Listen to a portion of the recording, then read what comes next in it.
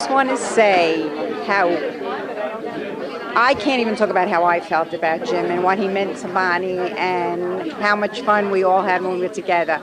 But I have to tell you about Frank Allison.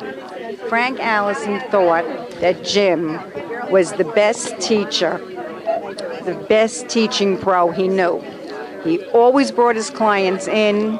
He was concerned, he was caring, and coming from a director who has seen them all, I can't think of higher praise. I'm Jackie Slivka, and Jim was a very, very close, dear friend.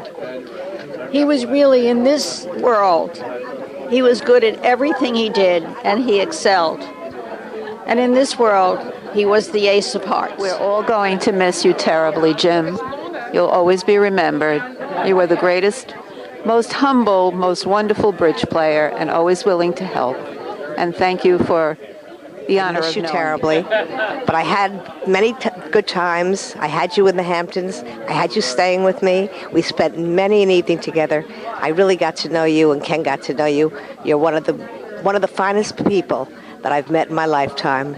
I can only say that you must be in a better place than we're at, and just remember that the love is there, and your memories, all the memories are ingrained in our minds.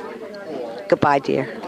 Well, you don't tell somebody when they're alive what you really feel, and to realize now so late that I never told Jim what a prince he was, but he really was a prince, and everybody felt that way about him. The bridge world's a very competitive place.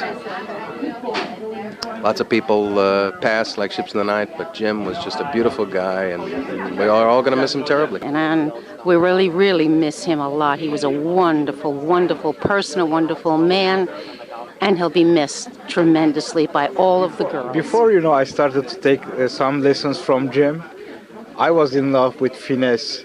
And the first thing that you take is finesse is your worst enemy. Try to find out the hands and find out, where everything is. Then if you have to do it, do it. I just keep on every time that I don't do it and it's on the other way. I always remember Jim, and I'll always very lucky that I spent so much good quality time with Jim this summer. I really love Jim. He taught me how to play Sudoku, and he said it would improve my bridge game. Well, I'm waiting. Repeat what everybody said. He was a warm and wonderful man. Jimmy, but a good memory from you. Jim was one of my first bridge teachers. He was a delightful man. I only got to be his student on standby because he was so popular and busy with everybody else, but I truly enjoyed all the games I played with him and loved going to his table and playing against him because he was such a nice, kind, and loving human being. I really enjoyed him as a person. Always had a kind word for everybody, always had a cheerful disposition. There aren't many like him, and he'll be missed. Okay. I play maybe just 10 boards against Jim, never with him as a partners. And actually I remember one board I play against him and Bonnie a couple years ago in Long Island Regional. It was a stratified event, and I was defending contract. 6 club they beat, having ace and king of clubs. And I never double because I was afraid they will run somewhere. That's the story, the only story I have to share. Conrad here. Jim was a wonderful person. He was the nicest human being. My husband, who passed away, absolutely loved him, as did everybody. He was always there with a smile and always there with loads of encouragement, and he will be missed. It was my pleasure and my husband's pleasure to be with Jim and to be friends with Jim for many years. Though we didn't play bridge with him very much, the times that we did were just wonderful. But over the years, the most fun we've had with Jim is going out to dinner with him and just communicating with him and being with him. He was such a wonderful person. It's such a loss to all of us. We recently played bridge against Jim and his partner in a sectional in South River.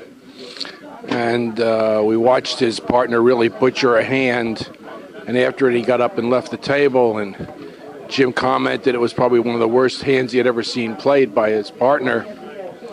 But he did not lace into his partner. And we all learned a lesson from that because he went on to win the tournament with this partner. And, he might comment to him, there was a better way to do it.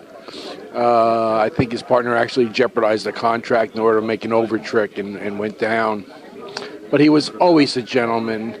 He was always teaching, and those of us who had the opportunity to play against him also learned and will treasure those lessons.